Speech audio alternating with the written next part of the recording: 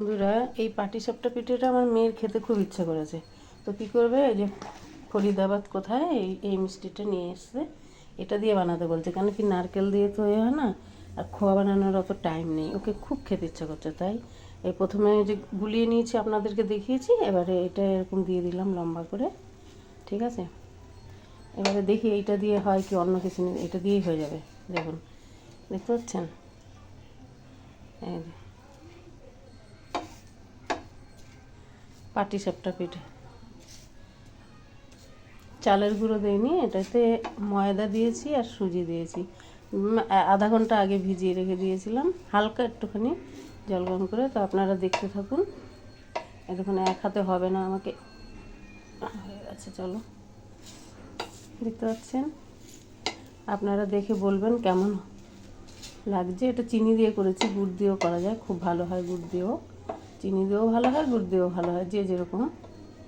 দেখুন পিঠেটা, দেখুন এইভাবে বানাবেন। বুঝছেন, 1 ভাগ সুজি আর 3 ভাগ হচ্ছে ময়দা, আর জল পরিমাণ মতো দিয়ে আমি আন্দাজেই দিয়েছি, কোনো মেপে দেইনি। ঠিকঠাক হয়েছে, ঠিকঠাক আছে। এই বছরের প্রথম পিঠে, আর এই বছরের প্রথম মানে পিঠেটা ভালোই হলো। আপনাদের সামনে দেখতে পাচ্ছেন, দেখতে পান বলছি। তো কে কে খাবেন পিঠে, চলে আসুন। আর মন ভালো লাগছে না বলে বানাচ্ছিলাম না, কিন্তু মেয়েটা খেতে চেয়েছিল, আমি চলো আজকে বানাই। ঠিক আছে, ঠিক আছে, দেখতে পাচ্ছেন বন্ধুরা। তো দেখতে থাকুন, যদি আপনাদের ভালো লাগে, অনেকগুলো হয়ে যাক, তারপর আবার দেখাবো। ঠিক আছে, তো ভালো থাকবেন, সুস্থ থাকবেন, আর যদি ভালো লাগে তো লাইক করুন, শেয়ার করুন। ওকে, দেখুন বন্ধুরা, প্রথমে এই তেল জল দিয়ে আর বেগুনের এটা নিয়েছি, আর এটাকে ভালো করে করে নিয়ে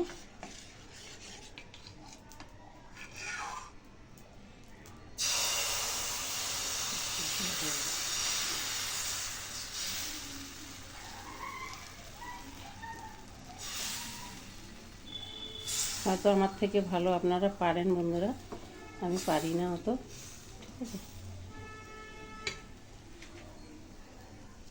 বন্ধুরা, তাহলে দেখতে পাচ্ছেন এই যে পিঠেগুলো বানিয়েছি, যে এই যে, ঠিক আছে, এখনও বানানো হচ্ছে।